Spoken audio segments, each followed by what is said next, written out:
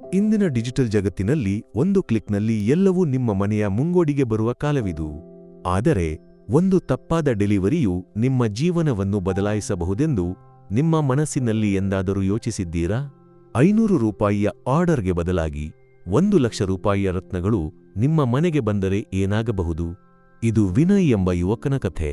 ಒಂದು online shopping ಕಂಪನಿಯ ತಪ್ಪು ಅವನ ಜೀವನದಲ್ಲಿ ಒಂದು ಬಿರುಗಾಳಿಯನ್ನು ತಂದಿತು.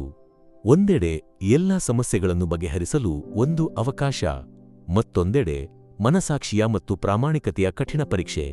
ವಿನಯ್ ಆ ರತ್ನಗಳನ್ನು ಮರಳಿಕೊಡಲು ನಿರ್ಧರಿಸಿದಾಗ ಕಂಪನಿಯ ಮಾಲೀಕ ಅವನಿಗೆ ಏನು ಮಾಡಿದನೆಂದರೆ ಅದನ್ನು ಅವನು ಎಂದಿಗೂ ಕನಸಿನಲ್ಲೂ ಊಹಿಸಿರಲಿಲ್ಲ. ಆ ಚಿಕ್ಕ ಬಾಕ್ಸ್ನಲ್ಲಿ ಮಿನುಗುತ್ತಿದ್ದ ಹೊಳೆಯುವ ಭಾಗ್ಯವು ವಿನಯ್ನ ಜೀವನವನ್ನು ಹೇಗೆ ಬದಲಾಯಿಸಿತು ಎಂಬುದನ್ನು ತಿಳಿಯೋಣ. 24 ವರ್ಷದ ವಿನಯ್ ಕರ್ನಾಟಕದ ಮೈಸೂರಿನ ಒಂದು ಗದ್ದಲದ ರಸ್ತೆಯಲ್ಲಿ ಹಳೆಯ ಕಿರಾಯಿ ಮನೆಯಲ್ಲಿ ತನ್ನ ತಾಯಿ ಲಕ್ಷ್ಮಿಯವರೊಂದಿಗೆ ಮತ್ತು ಸಹೋದರಿ ಸಿಂಧುವಿನೊಂದಿಗೆ ವಾಸಿಸುತ್ತಿದ್ದ. ಆ ಮನೆಯ ಗೋಡೆಗಳು ತೇವಾಂಶದಿಂದ ಕೊಳೆತಿದ್ದವು, ಮಳೆಗಾಲದಲ್ಲಿ ಚಾವಣಿಯಿಂದ ನೀರು ಸೋರಿಕೊಂಗಿತ್ತು. ವಿನಯ್ನ ತಂದೆ ವರ್ಷಗಳ ಹಿಂದೆ ತೀರಿಕೊಂಡಿದ್ದರೂ ಆಗಿನಿಂದ ಕುಟುಂಬದ ಎಲ್ಲ ಜವಾಬ್ದಾರಿಯೂ ಅವನ ಭುಜದ ಮೇಲಿತ್ತು. ಒಂದು ಸಣ್ಣ ಖಾಸಗಿ ಕಂಪನಿಯಲ್ಲಿ ಕ್ಲರ್ಕ್ ಆಗಿ ಕೆಲಸ ಮಾಡುತ್ತಿದ್ದ ಅವನಿಗೆ ತಿಂಗಳಿಗೆ 15,000 ರೂಪಾಯಿ ಸಂಬಳ. ಈ ಕಾಲದಲ್ಲಿ ಈ ಕಡಿಮೆ ಮೊತ್ತದಿಂದ ಮನೆಯನ್ನು ನಡೆಸುವುದು ಒಂದು ಎತ್ತರದ ಒಡ್ಡಿನಂತಿತ್ತು. 7,000 ರೂಪಾಯಿ ಕಿರಾಯಿ, ತಾಯಿಯ ಸಕ್ಕರೆ ಕಾಯಿಲೆ ಮತ್ತು ರಕ್ತದೊತ್ತಡದ ಔಷಧಿಗಳು, ಸಿಂಧುವಿನ ಕಾಲೇಜು ಶುಲ್ಕ, ಮನೆಯ ಇತರ ಖರ್ಚುಗಳು. ತಿಂಗಳ ಕೊನೆಗೆ ವಿನಯ್ನ ಜೇಬು ಖಾಲಿಯಾಗಿ ಬಿಡುತ್ತಿತ್ತು. ಕೆಲವೊಮ್ಮೆ ಬಸ್ಗೆ ಬದಲಾಗಿ ನಡೆದುಕೊಂಡು ಆಫೀಸಿಗೆ ಹೋಗುತ್ತಿದ್ದ, ಕೆಲವು ರೂಪಾಯಿಗಳಾದರೂ ಉಳಿಸಲು. ವಿನಯ್ನ ಕನಸುಗಳು ದೊಡ್ಡದಾಗಿರಲಿಲ್ಲ.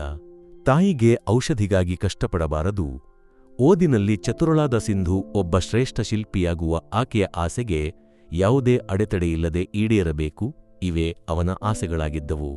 ರಾತ್ರಿಗಳಲ್ಲಿ ಚಾವಣಿಯ ಕಡೆಗೆ ದಿಟ್ಟಿಸುತ್ತಾ ಮುಂದಿನ ತಿಂಗಳ ಕಿರಾಯಿಯ ಬಗ್ಗೆ ಚಿಂತಿಸದ ಒಂದು ದಿನ ಬರುತ್ತದೆಯೇ ಎಂದು ಯೋಚಿಸುತ್ತಿದ್ದ. ಮುಂದಿನ ವಾರ ಸಿಂಧುವಿನ 19ನೇ ಹುಟ್ಟುಹಬ್ಬವಿತ್ತು. ಆಕೆಗೆ ಕೈಗಡಿಯಾರಗಳೆಂದರೆ ಬಹಳ ಇಷ್ಟ, ಆದರೆ ಆಕೆಯೆಂದು ಅವನಿಂದ ಏನನ್ನೂ ಕೇಳಿರಲಿಲ್ಲ. ಕಳೆದ 3-4 ತಿಂಗಳಿಂದ ಆಹಾರ ಮತ್ತು ಪ್ರಯಾಣದ ಖರ್ಚಿನಿಂದ ಸ್ವಲ್ಪ ರೂಪಾಯಿಗಳನ್ನು ಉಳಿಸಿ ವಿನಯ್ 500 ರೂಪಾಯಿಗಳನ್ನು ಕೂಡಿಟ್ಟಿದ್ದ. ಈ ಮೊತ್ತ ಅವನಿಗೆ ದೊಡ್ಡದಾಗಿತ್ತು.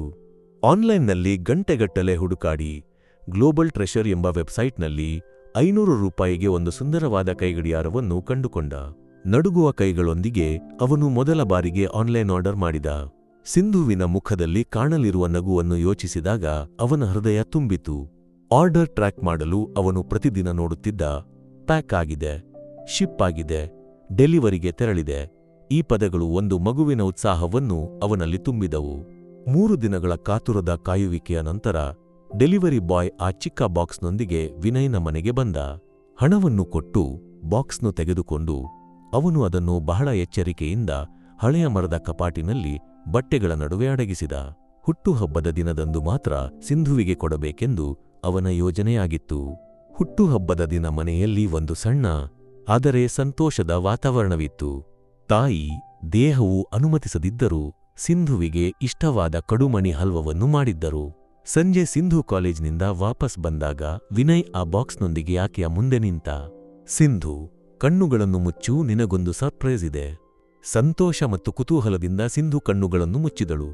ವಿನಯ್ ಬಾಕ್ಸ್ನು ಆಕೆಯ ಕೈಯಲ್ಲಿ ಇಟ್ಟ. ಈಗ ತೆರೆ. ಬಾಕ್ಸ್ ತೆರೆದಾಗ ಇಬ್ಬರ ಕಣ್ಣುಗಳು ಆಶ್ಚರ್ಯದಿಂದ ಅರಳಿದವು. ಅದರಲ್ಲಿ ಕೈಗಡಿಯಾರವಿರಲಿಲ್ಲ. ಬದಲಾಗಿ ನೀಲಿ ವೆಲ್ವೆಟ್ ಬಟ್ಟೆಯಲ್ಲಿ ಒಂದು ಸುಂದರವಾದ ಆಭರಣದ ಬಾಕ್ಸ್.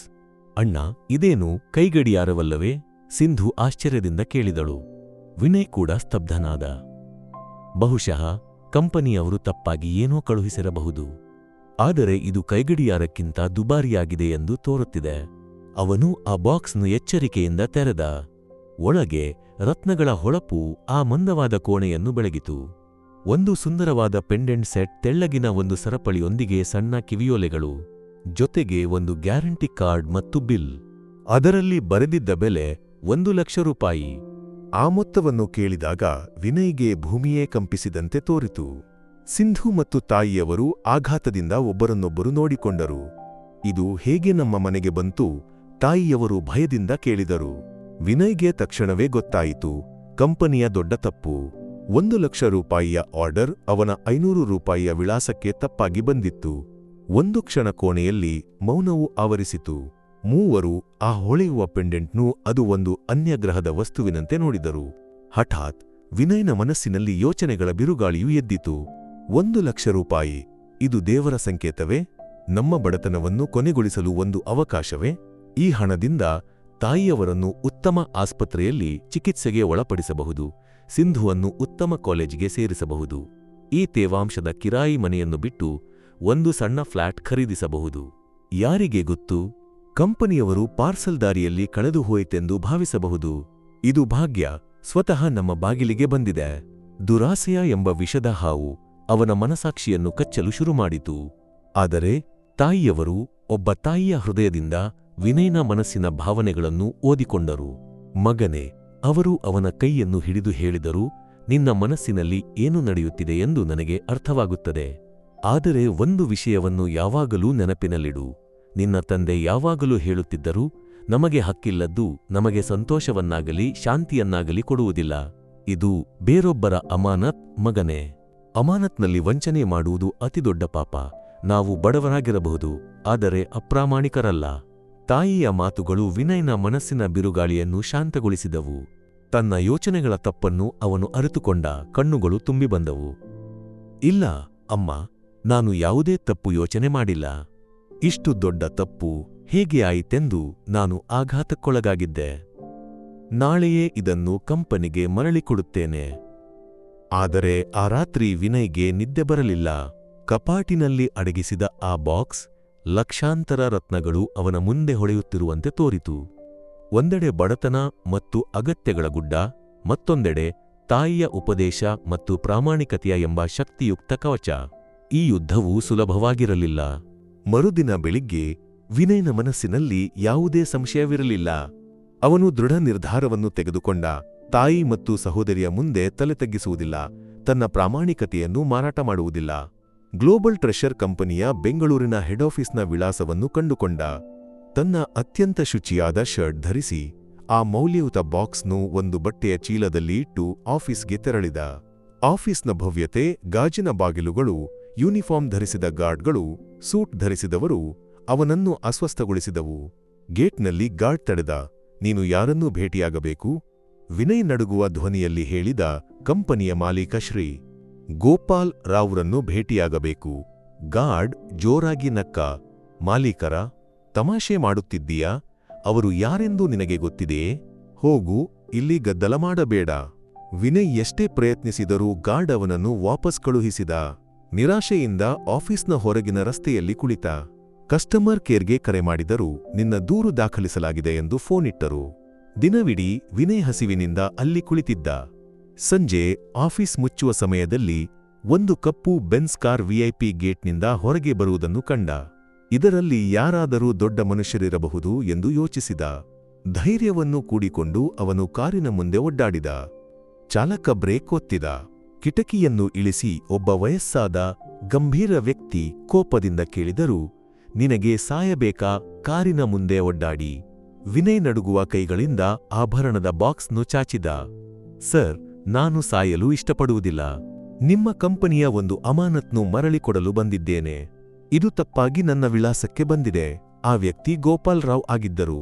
ಮೊದಲಿಗೆ ಸಂಶಯದಿಂದ ನೋಡಿದ ಅವರು ಬಾಕ್ಸ್ ತೆರೆದಾಗ ಆಶ್ಚರ್ಯಗೊಂಡರು. ಇದು ನಮ್ಮ ಸಿಸ್ಟಮ್ನಿಂದ ಕಾಣೆಯಾದ ಆ ಡೈಮಂಡ್ ಸೆಟ್. ನಾವು ಡೆಲಿವರಿ ವಿಭಾಗದ ಮೇಲೆ ಕಳ್ಳತನದ ಆರೋಪ ಹೊರಿಸಿ ತನಿಖೆ ಶುರು ಮಾಡಲು ಹೊರಟಿದ್ದೆವು. ಅವರು ವಿನಯ್ನೂ ಕಾರಿನಲ್ಲಿ ಕರೆದೊಯ್ದು ಮತ್ತೆ ಆಫೀಸ್ಗೆ ಕೊಂಡೊಯ್ದರು. ಮ್ಯಾನೇಜರ್ನು ಕರೆದು ದಾಖಲೆಗಳನ್ನು ಪರಿಶೀಲಿಸಿದಾಗ ಪ್ಯಾಕಿಂಗ್ ವಿಭಾಗದಲ್ಲಿ ಒಬ್ಬ ಹೊಸ ಉದ್ಯೋಗಿಯ ತಪ್ಪಿನಿಂದ 2 ಬಾಕ್ಸ್ಗಳು ಬದಲಾದದ್ದು ಸ್ಪಷ್ಟವಾಯಿತು. ಗೋಪಾಲ್ ರಾವ್ ವಿನಯ್ನೂ ಗೌರವದಿಂದ ನೋಡಿದರು. ನಿನ್ನ ಹೆಸರು ಏನು, ಮಗನೇ? ವಿನಯ್ ಸರ್. ಧನ ಮತ್ತು ವಂಚನೆಯನ್ನು ದಿಟ್ಟಿರುವ ಗೋಪಾಲ್ ರಾವ್ಗೆ ಈ ಕಾಲದಲ್ಲಿ ಇಷ್ಟು ಪ್ರಾಮಾಣಿಕ ವ್ಯಕ್ತಿಯಿದ್ದಾನೆಂದು ನಂಬಲಾಗಲಿಲ್ಲ. ಅವರು ಚೆಕ್ಬುಕ್ ತೆಗೆದುಕೊಂಡು ಹೇಳಿದರು, ನಿನ್ನ ಪ್ರಾಮಾಣಿಕತೆಗೆ ಬೆಲೆ ಕಟ್ಟಲಾಗದು. ಆದರೆ ಈ ಸತ್ಯಕ್ಕೆ 5 ಲಕ್ಷ ರೂಪಾಯಿಯ ಬಹುಮಾನವನ್ನು ನಿನಗೆ ಕೊಡಲು ಇಚ್ಛಿಸುತ್ತೇನೆ. ವಿನಯ್ ಕೈಜೋಡಿಸಿ ಹೇಳಿದ, ಬೇಡ ಸರ್, ದಯವಿಟ್ಟು ನನ್ನನ್ನು ಹಣದಿಂದ ನಾಚಿಕೆಗೊಳಿಸಬೇಡಿ. ನನಗೆ ಹಣ ಬೇಕಾಗಿದ್ದರೆ ಈ 1 ಲಕ್ಷ ರೂಪಾಯಿಯ ವಸ್ತುವಿನೊಂದಿಗೆ ನಾನು ಇಲ್ಲಿಗೆ ಬರುತ್ತಿರಲಿಲ್ಲ. ಈ ಅಮಾನತ್ ಸರಿಯಾದ ಕೈಗೆ ಸೇರಿತು, ಅದು ನನಗೆ ಸಾಕು, ನಾನು ನನ್ನ ಕರ್ತವ್ಯವನ್ನು ನಿರ್ವಹಿಸಿದೆ. ಒಬ್ಬ ಸಾಮಾನ್ಯ ಕ್ಲರ್ಕ್ನ ಈ ಆತ್ಮಾಭಿಮಾನ ತುಂಬಿದ ಮಾತುಗಳು ಗೋಪಾಲ್ ರಾವ್ರನ್ನು ಮೌನಗೊಳಿಸಿದವು. ಅವರು ಚೆಕ್ಬುಕ್ ಅನ್ನು ಮಡಚಿದರು. ವಿನಯ್ನ ಕುಟುಂಬ, ಕೆಲಸ, ಕಷ್ಟಗಳ ಬಗ್ಗೆ ವಿವರವಾಗಿ ಕೇಳಿದರು. ಅವನ ಕಥೆಯನ್ನು ಸಂಪೂರ್ಣವಾಗಿ ಕೇಳಿದಾಗ ಅವರ ಹೃದಯ ತುಂಬಿತು. ಅವರು ಕೆಲವು ಕ್ಷಣ ಕಣ್ಣು ಮುಚ್ಚಿ ಯೋಚಿಸಿದರು. ನಂತರ ಮಂದಹಾಸ ಬೀರಿದರು. ವಿನಯ್, ನೀನು ಒಬ್ಬ ಕ್ಲರ್ಕ್ ಎಂದು ಹೇಳುತ್ತೀಯಾ? ಆದರೆ ನಿನ್ನ ಯೋಚನೆ, ಪ್ರಾಮಾಣಿಕತೆ, ಸ್ವಭಾವ ಒಬ್ಬ ಸಿಇಒಗಿಂತ ಕಡಿಮೆಯಿಲ್ಲ. 1,00,000 ರೂಪಾಯಿಯ ದುರಾಸೆಯನ್ನು ತಿರಸ್ಕರಿಸಬಲ್ಲವನಿಗೆ ಕೋಟಿಗಟ್ಟಲೆ ವ್ಯವಹಾರವನ್ನು ಸುಲಭವಾಗಿ ವಿಶ್ವಾಸದಿಂದ ಕೊಡಬಹುದು. ಅವರು ಮ್ಯಾನೇಜರ್ನು ಕರೆದರು. ಇಂದಿನಿಂದ ವಿನಯ್ ನಮ್ಮ ಕಂಪನಿಯಲ್ಲಿ ಕೆಲಸ ಮಾಡುವನು ಕ್ಲರ್ಕ್ ಆಗಿಯಲ್ಲ, ಲಾಜಿಸ್ಟಿಕ್ಸ್ ಮತ್ತು ಡೆಲಿವರಿ ವಿಭಾಗದ ಮುಖ್ಯಸ್ಥನಾಗಿ. ಇನ್ನು ಯಾರಿಗೂ ಇಂತಹ ತಪ್ಪು ಸಂಭವಿಸದಂತೆ ಅವನು ಖಚಿತಪಡಿಸಿಕೊಳ್ಳಬೇಕು. ಮ್ಯಾನೇಜರ್ ಆಘಾತಕ್ಕೊಳಗಾದ. ವಿನಯ್ ಹೇಳಿದ, ಆದರೆ ಸರ್, ನನಗೆ ಈ ಕೆಲಸದಲ್ಲಿ ಅನುಭವವಿಲ್ಲ. ಗೋಪಾಲ್ ರಾವ್ ಅವನ ಭುಜದ ಮೇಲೆ ಕೈ ಇಟ್ಟರು. ಅನುಭವವು ಕೆಲಸ ಮಾಡುವಾಗ ಬರುತ್ತದೆ, ಮಗನೇ. ಆದರೆ ಪ್ರಾಮಾಣಿಕತೆ ಮತ್ತು ಶುದ್ಧ ಮನಸ್ಸು ಅದು ಜನ್ಮದಿಂದಲೇ ಇರುವುದು. ನಿನ್ನ ಬಳಿ ಜಗತ್ತಿನ ಯಾವುದೇ ವ್ಯವಹಾರ ಶಾಲೆಯೂ ಕಲಿಸಲಾಗದ ಅಮೂಲ್ಯ ನಿಧಿಯಿದೆ. ಅವರು ಅಷ್ಟಕ್ಕೆ ನಿಲ್ಲಲಿಲ್ಲ. ನಿನ್ನ ಸಹೋದರಿ ಸಿಂಧುವಿನ ಶಿಲ್ಪಕಲೆಯ ಕಲಿಕೆಯ ಸಂಪೂರ್ಣ ಖರ್ಚನ್ನು ನಮ್ಮ ಕಂಪನಿಯ ಟ್ರಸ್ಟ್ ಭರಿಸುತ್ತದೆ. ನಿನ್ನ ತಾಯಿಯ ಚಿಕಿತ್ಸೆಯನ್ನು ನಾನು ತೆಗೆದುಕೊಳ್ಳುತ್ತೇನೆ. ನಾಳೆಯೇ ಅವರನ್ನು ನಗರದ ಅತ್ಯುತ್ತಮ ಆಸ್ಪತ್ರೆಗೆ ಸೇರಿಸಲಾಗುವುದು. ವಿನಯ್ಗೆ ತನ್ನ ಕಿವಿಗಳನ್ನು ನಂಬಲಾಗಲಿಲ್ಲ. ಕಣ್ಣುಗಳಿಂದ ಸಂತೋಷದ ಕಣ್ಣೀರು ಹರಿಯಿತು. ಅವನು ಗೋಪಾಲ್ ರಾವ್ರ ಕಾಲಿಗೆ ಬಿದ್ದ. ಸರ್, ನಿಮ್ಮ ಈ ಉಪಕಾರವನ್ನು ನಾನು ಎಂದಿಗೂ ತೀರಿಸಲಾರೆ. ಗೋಪಾಲ್ ರಾವ್ ಅವನನ್ನು ಎಬ್ಬಿಸಿ ತಬ್ಬಿಕೊಂಡರು. ಉಪಕಾರವಲ್ಲ ಮಗನೇ, ಇದು ನಿನ್ನ ಪ್ರಾಮಾಣಿಕತೆಯ ಹಕ್ಕು. ನೀನು ನನ್ನ 1,00,000 ವಸ್ತುವನ್ನು ಮಾತ್ರವಲ್ಲ, ಮಾನವೀಯತೆಯಲ್ಲಿ ನಾನು ಕಳೆದುಕೊಂಡಿದ್ದ ವಿಶ್ವಾಸವನ್ನೂ ಮರಳಿಕೊಟ್ಟೆ. ಅದು ಜಗತ್ತಿನ ಯಾವ ಧನಕ್ಕಿಂತಲೂ ಮೌಲ್ಯಯುತವಾದದ್ದು. ಆ ದಿನದ ನಂತರ ವಿನಯ್ನ ಜೀವನವು ಒಂದು ಸುಂದರ ಕನಸಿನಂತಾಯಿತು. ಹೊಸ ಜವಾಬ್ದಾರಿಯನ್ನು ಅವನು ಪೂರ್ಣ ಗುರಿಯೊಂದಿಗೆ ಮತ್ತು ಪ್ರಾಮಾಣಿಕತೆಯೊಂದಿಗೆ ನಿರ್ವಹಿಸಿದ. ಕೆಲವೇ ವರ್ಷಗಳಲ್ಲಿ ಅವನು ಕಂಪನಿಯ ಅತ್ಯಂತ ವಿಶ್ವಾಸಾರ್ಹ ಅಧಿಕಾರಿಯಾದ. ಸಿಂಧು ಒಬ್ಬ ಪ್ರಸಿದ್ಧ ಶಿಲ್ಪಿಯಾದಳು. ತಾಯಿಯವರು ಉತ್ತಮ ಚಿಕಿತ್ಸೆಯಿಂದ ಗುಣಮುಖರಾದರು. ವಿನಯ್ ತನ್ನ ಕುಟುಂಬಕ್ಕೆ ಎಂದಿಗೂ ಕನಸಿನಲ್ಲೂ ಊಹಿಸದ ಸಂತೋಷವನ್ನು ಕೊಟ್ಟ. ನಿಮ್ಮ ಮುಂದೆ ಸ್ನೇಹಿತರೆ, ವಿನಯ್ನ ಈ ಕಥೆಯು ಒಂದು ಪಾಠವಾಗಿದೆ. ಪ್ರಾಮಾಣಿಕತೆಯ ಮಾರ್ಗವು ಸುಲಭವಲ್ಲ, ಆದರೆ ಅದು ನಿಮ್ಮನ್ನು ಒಂದು ಗುರಿಗೆ ಕೊಂಡೊಯ್ಯುತ್ತದೆ. ಧನಕ್ಕಿಂತಲೂ ಕೀರ್ತಿಗಿಂತಲೂ ದೊಡ್ಡದಾದ ಆತ್ಮಾಭಿಮಾನ ಮತ್ತು ಮನಸ್ಸಿನ ಶಾಂತಿಯ ಗುರಿಗೆ. ವಿನಯ್ನ ಈ ಪ್ರಾಮಾಣಿಕತೆಯು ನಿಮ್ಮ ಮನಸ್ಸನ್ನು ಮುಟ್ಟಿದರೆ, ಈ ಕಥೆಯನ್ನು ನಿಮ್ಮ ಸ್ನೇಹಿತರೊಂದಿಗೆ ಹಂಚಿಕೊಳ್ಳಿ. ನಿಮ್ಮ ಅಭಿಪ್ರಾಯವನ್ನು ನಮಗೆ ತಿಳಿಸಿ. ನಿಮ್ಮ ಕೈಗೆ ಇಂತಹ ಒಂದು ಅವಕಾಶ ಬಂದರೆ ನೀವು ಏನು ಮಾಡುತ್ತೀರಿ?